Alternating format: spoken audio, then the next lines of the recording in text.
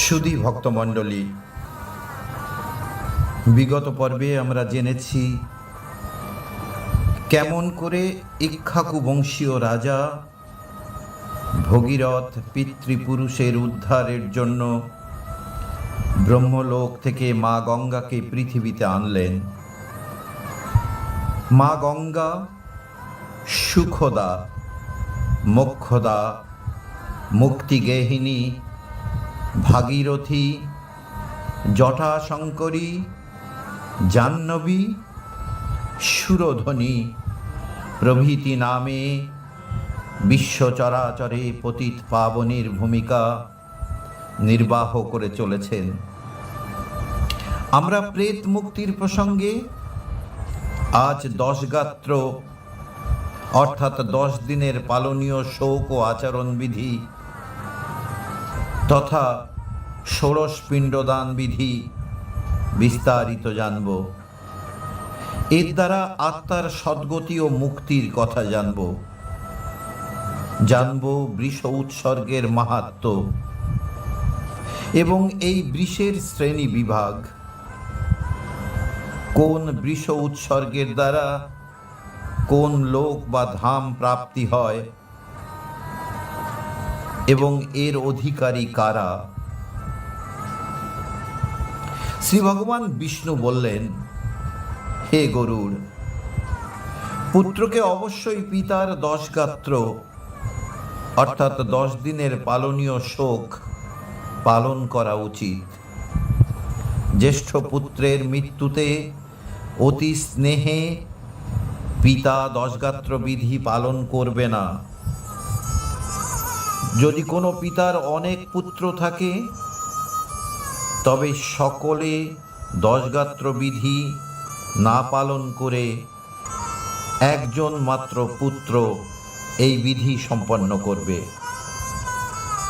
10 দিনের শোক পালন, পিণ্ডদান এবং ষোড়শ শ্রাদ্ধ এই সবগুলিকে একজন সম্পন্ন করবে। ধন সম্পত্তি বন্টন হলেও সকল বিধি একজনের করা উচিত, কিন্তু বাৎসরিক শ্রাদ্ধ যাদের মধ্যে সম্পত্তি বন্টন হয়েছে তারা সবাই পৃথক পৃথক করা উচিত। এই জন্য জ্যেষ্ঠ পুত্র ভক্তি সহকারে 10 দিন শোক পালন করবে এবং প্রতিদিন একবার ভোজন, ভূমিতে শয়ন, সর্বদা শুদ্ধ থাকা ও ব্রহ্ম ধ্যানে নিজেকে তৎপর রাখবে। 7 বার পৃথিবী পরিক্রমা করলে যে ফল প্রাপ্তি হয় তা কেবল মাতা পিতার অন্ত্যেষ্টি ক্রিয়া দ্বারা পুত্র লাভ করতে পারে।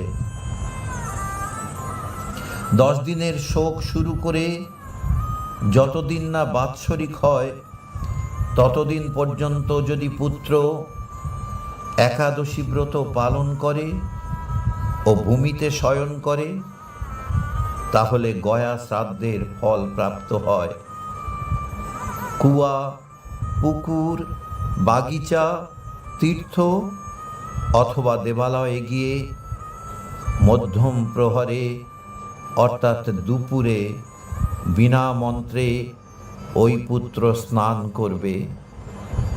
তারপর শুদ্ধ হয়ে বৃক্ষমূলে দক্ষিণ অভিমুখে বসে সেখানে বেদি নির্মাণ করে গোবর দিয়ে লেপন করবে।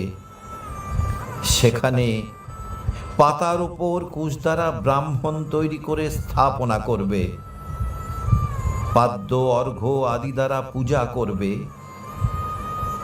অতসী পুষ্প, শঙ্কাসম ইত্যাদি মন্ত্র পড়ে প্রণাম করবে। তারপর ওই কুশের আগে পিণ্ডদানের জন্য কুশাসন এবং তার ওপর নাম গোত্র উচ্চারণ করে পিণ্ডদান করবে।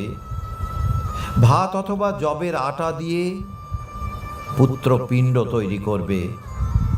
তারপর চন্দন ও ভৃঙ্গরাজ পুষ্প অর্পণ করবে। এরপর ধূপ, দীপ, নৈবেদ্য, তাম্বুল ও দক্ষিণা অর্পণ করতে হবে। কাকের জন্য অন্ন, দুধ এবং জলপাত্রে রেখে ও জলের অঞ্জলি দিয়ে বলবে, অমুক নাম্নে প্রেতায় মৎস্যতম উপতিষ্ঠতু, অর্থাৎ অমুক নামক প্রেতকে আমার দ্বারা শ্রাদ্ধবস্তু প্রাপ্ত হোক। অন্ন, জল অথবা অন্য যে সকল বস্তু প্রেত শব্দ উচ্চারণ করে দেওয়া হয় তাতে মৃতক ব্যক্তিকে আনন্দ প্রদান করে। সেই জন্য প্রথম দিন থেকে নিয়মিত পিণ্ডদান ক্রিয়া শেষ হওয়া অবধি মৃতক স্ত্রী পুরুষের শ্রাদ্ধাদি ক্রিয়ায় নামের সাথে প্রেত শব্দ উচ্চারণ করতে হবে। প্রথম দিনে যে নিয়মে পিণ্ডদান হবে সেই একইভাবেই 9 দিন পিণ্ডদান করতে হবে। নবম দিনে সকল পিণ্ডদানকারী মৃতকের স্বর্গ কামনায় তেল মাখবে। বাইরে কোথাও স্নান করে খই অর্থাৎ ধানের লাবা সমেত দুধ নিয়ে মৃতকের স্ত্রীকে সামনে রেখে মৃতকের ঘরে যাবে। ধ্রুব ঘাসে সমান আপনার কুলের বৃদ্ধি হোক এবং খইয়ের সমান আপনার বিকাশ হোক, এরকম বলতে বলতে ওই ঘরে দুধ ও খই ছিটাতে হবে। হে গরুড়, দশম দিনে মাংসের পিণ্ড দিতে হয়। মাংসের পিণ্ড কলিকালে নিষিদ্ধ, সে কারণে উড়দ ডালের পিণ্ড দিতে হবে। কারণ কলিকালে পিতৃপুরুষগণকে মাংসপিণ্ড দেওয়া যায় না। দশম দিনে সব বান্ধব মস্তক মুণ্ডন করবে। 10 দিন পর্যন্ত একজন ব্রাহ্মণকে মিষ্টান্ন ভোজন করাবে এবং করজোড়ে শ্রীহরির ধ্যানপূর্বক প্রেত মুক্তির জন্য প্রার্থনা করবে। ভগবান শ্রীহরি একমাত্র প্রেত মুক্তি দিতে পারেন। তিসি ফুলের সমান কান্তিযুক্ত পীত বসন ধারণকারী অচ্যুত অবিনাশী বিষ্ণু ভগবান গোবিন্দকে যারা নমস্কার করেন, ভজনা করেন, পূজা করেন তাদের কোনো ভয় থাকে না। আদি অন্তহীন শঙ্খ চক্র গদা পদ্মধারী অক্ষয় পুণ্ডরিকাক্ষদেব শ্রী বিষ্ণু নিজেই প্রেতকে মুক্তি দান করেন। এই প্রার্থনা মন্ত্র শ্রাদ্ধের শেষে প্রতিদিন পড়তে হবে। এরপর স্নান করে গৃহে ফিরে যাবে, গোগ্রাস দান করবে, তারপর নিজে ভোজন করবে। সুধী গুণীজন, আমরা যা কিছু অবগত হচ্ছি তা সব বৈদিক নিয়ম।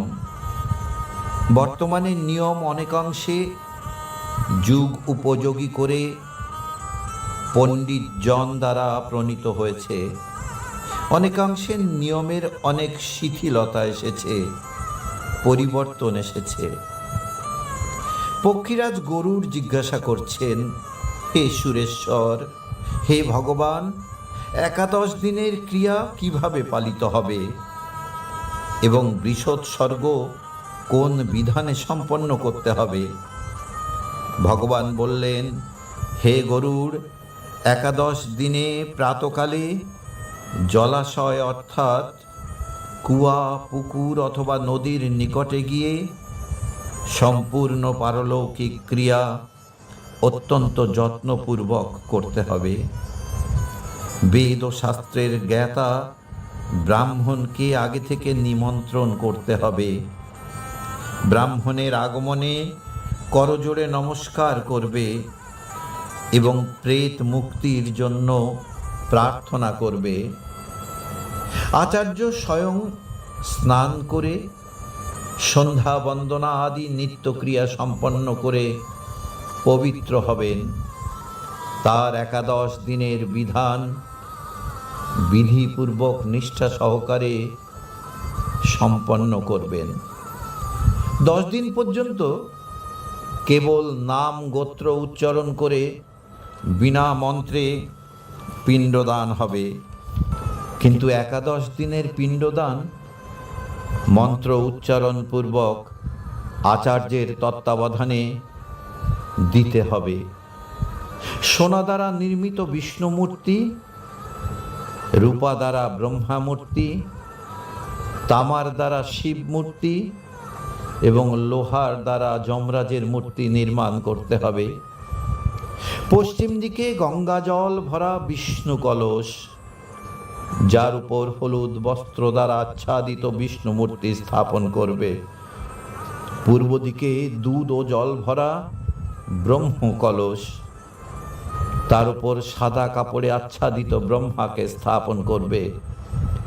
উত্তর দিকে ঘি ও মধুতে ভরা রুদ্র কলস স্থাপন করে লাল বস্ত্রে আচ্ছাদিত রুদ্রদেব শিবকে স্থাপন করবে এবং দক্ষিণ দিকে বর্ষার জলে ভরা যম কলস রেখে কালো কাপড়ে ঢাকা যম মূর্তি স্থাপন করবে। এই 4 কলসের মধ্যভাগে একটি কলস স্থাপন করে তার উপর কুশ নির্মিত প্রেত স্থাপন করতে হবে। দক্ষিণ অভিমুখী হয়ে অপশ্য মন্ত্রে তর্পণ করবে। বিষ্ণু, ব্রহ্মা, শিব ও যমরাজকে বেদ মন্ত্র দ্বারা বিধিপূর্বক তর্পণ করতে হবে। তারপর হোমযজ্ঞ করে 10 ঘট আদি শ্রাদ্ধ করবে। এরপরে পিতৃপুরুষগণের উদ্ধারের জন্য গোদান করবে এবং বলবে, হে মাধব, আমি এই যে গোদান করলাম, এতে আপনি সুপ্রসন্ন হন। তারপর মৃতকের ব্যবহৃত বস্ত্র, আভূষণ, বাহন, ঘৃতপূর্ণ কাশ্যপাত্র, শতঞ্জা এবং যা তার প্রিয় বস্তু, সেসব বস্তু এবং অন্তিমকালে তিল আদি মহাদানের মধ্যে যা দেওয়া হয়নি সেসব দান সামগ্রী শয্যার পাশে রেখে দান পূর্ণ করবে। ব্রাহ্মণের চরণ ধৌত করে বস্ত্র আদি দ্বারা পূজা করবে এবং লাড্ডু, ক্ষীর, দুধ আদি অন্যান্য খাদ্যদ্রব্য ভোজন করাবে। তারপর পুত্র শয্যা দান করবে আর বলবে, হে বিপ্র, প্রেত শয্যা আপনাকে অর্পণ করলাম। এই বলে ব্রাহ্মণকে শয্যা দিয়ে সকলে প্রদক্ষিণ করবে। তারপর প্রণাম করে বিসর্জন করবে। এইভাবে নব আদি শ্রাদ্ধ, শয্যাদান এবং বৃষ উৎসর্গ দ্বারা প্রেত মোক্ষ প্রাপ্ত হয়। এই 11 দিনে বিধিপূর্বক বৃষ উৎসর্গ করবে। হীনাঙ্গ, রোগী এবং অল্প বয়স্ক বাদ দিয়ে সুলক্ষণযুক্ত হৃষ্টপুষ্ট বাছুর ছাড়তে হয়। ব্রাহ্মণগণের জন্য লাল চোখ, পিঙ্গল বর্ণ তথা গলা, খুর ও শিং লাল, সাদা পেট ও কালো পিঠ যুক্ত ষাঁড় ছাড়া উচিত। ক্ষত্রিয়গণের জন্য চকচকে লাল বর্ণের ষাঁড়, বৈশ্যের জন্য পিলা অর্থাৎ হলুদাভ বর্ণের এবং শূদ্রের জন্য কালো রঙের ষাঁড় ছাড়া উচিত। যার সর্ব অঙ্গ বাদামি এবং লেজ ও পা সাদা তাকে পিঙ্গল বর্ণ বলে। এটাই পিতৃপুরুষগণের অত্যন্ত প্রিয়। যে ষাঁড়ের 4টি পা, মুখ ও লেজ সাদা এবং সর্বদেহ লাক্ষা রসের মতো, সেই ষাঁড় নীল বর্ণের হয়। যে ষাঁড়ের রং লাল কিন্তু মুখ ও লেজ পাণ্ডু বর্ণের তথা খুর ও শিং পিঙ্গল বর্ণের, তাকে রক্ত নীল বর্ণ বলা হয়। সারা দেহ একই বর্ণের কিন্তু লেজ ও খুর পিঙ্গল বর্ণ, তাকে নীল পিঙ্গল বলে। এই ষাঁড় পূর্বজগণের উদ্ধারকারী হয়। যার গায়ের রং পায়রার মতো এবং মাথায় তিলক আছে, সর্বাঙ্গ শোভাযুক্ত ও পূর্ণ, তাকে বভ্রু নীল বলে। সর্বাঙ্গ নীল বর্ণের ও চোখ লাল, তাকে মহানীল ষাঁড় বলে। নীলের এই 5টি প্রকার ভেদ আছে। ষাঁড়কে অবশ্যই ছেড়ে দিতে হয়, গৃহে রাখতে নেই। পূর্বকালে এই জন্য বহু পুত্রের কামনা করা হতো, যে একজন গয়া যাবে, একজন গৌরী কন্যা অর্থাৎ অষ্টমবর্ষীয়া কন্যাকে বিবাহ করবে, অন্য একজন নীল বর্ণের ষাঁড় ছাড়বে। তাকেই পুত্র বলা হবে, যে গয়া গিয়ে পিণ্ডদান করবে অথবা পিতার জন্য ষাঁড় ছাড়বে। এর অন্যথায় সকল পুত্র বিষ্ঠাতুল্য বলে গণ্য হবে। যাদের পূর্বজ রৌরব আদি নরকে পতিত, তাদের সকলকে পুত্র বৃষ উৎসর্গ দ্বারা 21 পিঢ়ি পর্যন্ত উদ্ধার করতে সক্ষম। স্বর্গে থাকা পিতৃপুরুষগণও ইচ্ছা প্রকাশ করেন যে আমার পুত্ররা বৃষ উৎসর্গ করুক। পুত্রের বৃষ উৎসর্গ দ্বারা পিতৃপুরুষগণ পরম গতি প্রাপ্ত হন। সর্বযজ্ঞের মধ্যে বৃষ উৎসর্গ যজ্ঞই একমাত্র সকল প্রেতকে মুক্তি প্রদান করতে সক্ষম। আজ এ পর্যন্ত। বাকি অংশ আগামী পর্বে। সবাই বলুন রাধা রাধা।